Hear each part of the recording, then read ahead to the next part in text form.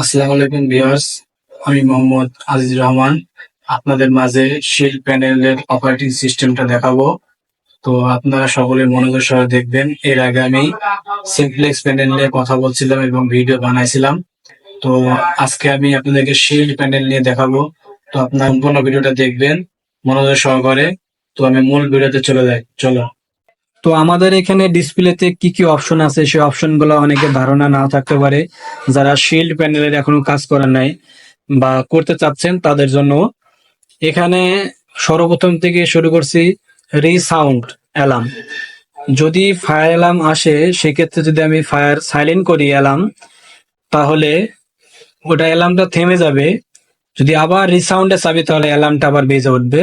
আর এখানে panel sounder মানে প্যানেলে কোনো সাউন্ড বা ডিভাইসের কোনো সমস্যা হলে যেটা আসবে ওটা আমি প্যানেল সাউন্ডার মারলে এখানে প্যানেল থেকে এটা স্টপ হয়ে যাবে। আর এখানে ল্যাম্প টেস্ট মানে এখানে চাপ দিলে এখানে যতগুলো বাতি আছে বাতিগুলা জ্বলে উঠবে, যে বাতিগুলা বা ইন্ডিকেটর গুলা নষ্ট আছে কিনা এটা টেস্ট করার জন্য। আর এখানে প্যানেলে যদি আমি কখনো কাজ করে আসি বা সেগুলো যে শো করে, আমি রিসেট দিলে এটা রিসেটে নর্মাল পজিশনে চলে আসবে। আর এখানে দিয়েছে ফায়ার ডিল। এখানে আমরা সাবধানতা অনুযায়ী কাজ করবো, কখনো যেন চাপ না লাগে। এইটা চাপ দিলে পুরো সেন্ট্রাল যেখানে ফায়ার অ্যালার্ম সিস্টেম আছে সেখানে সব জায়গায় বাজা শুরু করবে। আর এখানে আছে প্রোগ্রামের ফাংশন, এখান থেকে কি কি প্রোগ্রাম ফাংশন আছে এগুলা দেখা যাবে এখান থেকে। আর এখানে বিভিন্ন ধরনের ট্রাবল শো করবে, যেমন general trouble, power trouble, system trouble, net trouble, supervisory alarm. আর এখানে AC power, pre alarm, pre output active, বিভিন্ন ধরনের ইত্যাদি যে ট্রাবল গুলো আছে আপনার ভিডিওটা দেখে নেবেন। তো আপনারা সবাই পরবর্তী স্টেপে যাই। তো সর্বপ্রথম যদি আমাদের প্যানেলে কখনো ট্রাবল না থাকে, এক কথায় জিরো থাকে, তাহলে আমাদের প্যানেলটা সবসময় নর্মাল সিস্টেমে থাকবে। দেখুন এখানে এক পাশে দেওয়া আছে নর্মাল সিস্টেম। এই নর্মাল সিস্টেমটা থাকলে পরে আমরা বুঝবো যে প্যানেলটা নর্মাল আছে। অর্থাৎ এখানে শুধুমাত্র একটি ইন্ডিকেটর বাতি জ্বলবে, সেটা হচ্ছে এসি পাওয়ার 1। তাছাড়া কোনো ইন্ডিকেটর বাতি থাকবে না। যদি থাকে তাহলে বুঝবো যে প্যানেলে সমস্যা আছে, তাহলে অডিটররা বুঝবে যে প্যানেলের ট্রাবল রয়েছে। তো বন্ধুরা আমরা এখন পরবর্তী স্টেপে চলে যাব। প্যানেলে যদি অতিরিক্ত ট্রাবল থাকে তাহলে আমাদের এখানে মোর ইভেন্ট আছে, মোর ইভেন্টে দেখাবে। যদি একের অধিক ট্রাবল থাকে তাহলে সেখানে মোর ইভেন্ট আসবে। যদি আপনার একটা ট্রাবল থাকে বাকি অন্য অন্য ট্রাবল আসে তাহলে কিন্তু এখানে ট্রাবল কিন্তু দেখাবে না, একটা মাত্র ট্রাবল শো করবে। তখন আমরা মোর ইভেন্টে যাব, কারণ এখানে আমাদের ট্রাবল নাই, যে কোনো ট্রাবলটা দেখাচ্ছে না। মোর ইভেন্টে যে ওইখানে লেখা থাকবে যে আদার্স ট্রাবল এবং মোর ট্রাবল লেখা থাকবে, তাহলে আমরা এই অপশনে গেলে বুঝতে পারবো যে এখানে ট্রাবল আছে। স্টিল প্যানেলের যদি আমরা হিস্টোরি বা বা টাইম দেখার জন্য যদি আমরা সেটিং এ যাই, তাহলে আমাদেরকে সর্বপ্রথম এখানে টু লেখা আছে, এই টু লেখার অপশনে না গেলে আমরা বুঝবো না। এইখান থেকে আমাদের হিস্টোরি বা বিভিন্ন তথ্য বা প্যানেল ডিজেবল বা ভিউ ইভেন্ট লগ যে কোনো ভাবে আপনারা দেখতে চাইলে আপনারা এই অপশনটা চাপলে আপনারা দেখতে পারবেন। তো আমরা সেই অপশনে যাই, যে দেখি এখানে আমাদের এক নম্বরে অপশনে আছে ডিসেবলমেন্ট আছে, ভিউ ইভেন্ট ডিভাইস আছে, টেস্ট জোন আছে, সেট টাইম, তারপরে sensor maintenance, early warning, access level. এবার আমি একটা একটা করে আপনাদেরকে অপশনটা দেখাবো। যদি আমাদের প্যানেলে কোনো ডিভাইস, ফায়ার অ্যালার্ম, বিভিন্ন ধরনের যে তথ্যগুলো আসে সেগুলা যদি আমরা ডিজেবল করতে চাই, সেক্ষেত্রে আমাদেরকে এই ডিজেবলমেন্টে যেতে হয়। ডিজেবলমেন্টে যেতে হলে আমাদেরকে কিন্তু ইন হতে হলে কিন্তু আমাদেরকে এই টু অপশনটা চাপা লাগে। যে কোনো অপশনে বা ভিউ ডিভাইস বা টেস্ট জোনে গেলেই বা ভেতরে প্রবেশ করলেই আমাদেরকে টু অপশনে চাপা লাগবে। তো আমরা ডিজেবলমেন্টে যাব। সর্বপ্রথম ডিজেবলমেন্টে যাওয়ার পরে এখানে ডিজেবল লুপ আছে, ডিজেবল জোন আছে, ডিজেবল অ্যাড্রেস আছে, ডিজেবল এডিটোরিয়াল ডিভাইস আছে বা বিভিন্ন আরো অনেক কিছু আছে। যদি আপনি শুধু লুপ ডিজেবল করতে চান তাহলে আপনাদের এইখানে ডিজেবল লুপে যেতে হবে। যদি ভিতরে ডিজেবল লুপ করতে চান তাহলে আবার টু চাপা লাগবে, টু অপশনে চাপবো। এখানে আমাদেরকে 4টা লুপ রয়েছে।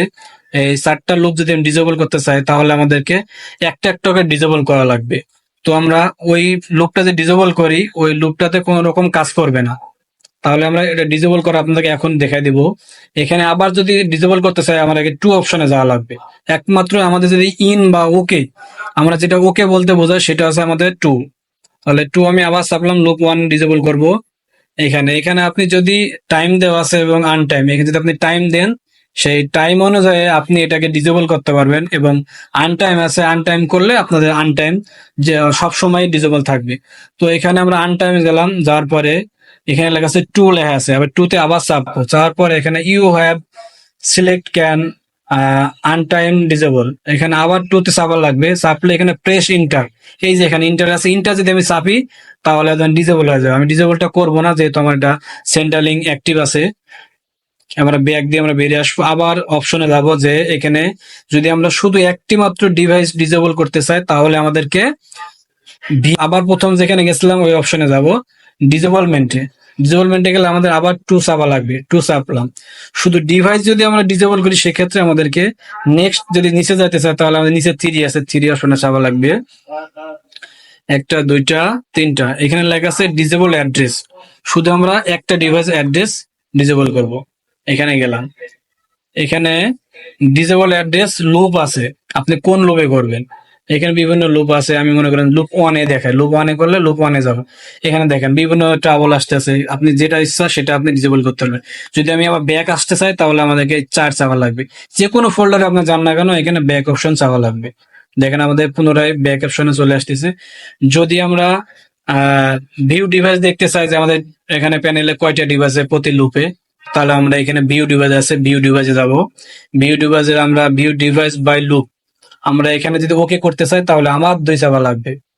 দেখেন এখানে লুপ ওয়ানে 37টা, লুপ টু 57টা, লুপ ওয়ানে একটা এবং লুপ ফোরে 88টা, এইভাবে আমরা দেখতে পারবো। এবং আবার ব্যাক চলে আসলে আবার আমাদের চার চাপা লাগবে। দেখুন আমরা চার চাপলাম। আর এখানে যে জোন লেখা আছে এখানে টেস্ট জোন, আপনি এখানে টেস্ট জোনে আপনি টেস্ট দেখতে পারবেন যে আপনাদের প্যানেলের ডিভাইস নর্মাল বা পজিশন আছে কিনা বা কিভাবে আছে এগুলো দেখতে পারবেন। আমি আবার দেখালাম, বাকিগুলো সময় যেহেতু সাপেক্ষে কম করবে এর জন্য আপনাদেরকে দেখাচ্ছি এটুকুই। তো আপনারা যারা করবেন তাহলে অবশ্যই এটা দেখে নেবেন সময় করে। এবং সেট সিস্টেম টাইম দেওয়া আছে আপনাদের এখানে, এখান থেকে আপনারা টাইম সেট করতে পারবেন। তো টাইম কিভাবে সেট করে এটাকে আপনাকে দেখাই দেবো এখন। দেখুন, যদি টাইম সেট করতে হয় তাহলে ভিতরে প্রবেশ করতে হলে আমাদের আবার টু চাপা লাগবে, টু চাপ দিলাম। দেখেন এখানে লেখা আছে সেট ইয়ার, সেট মান্থ, সেট ডে এবং সেট হাওয়ার, সেট মিনিট, এভাবে আপনি এগুলা ইন্টার দিলে এভাবে প্রত্যেকটা আপনার এভাবে সেটিং করতে পারবেন। তো আমরা পুনরায় আরেকটায় যাই, অ্যাক্সেস লেভেল থ্রি।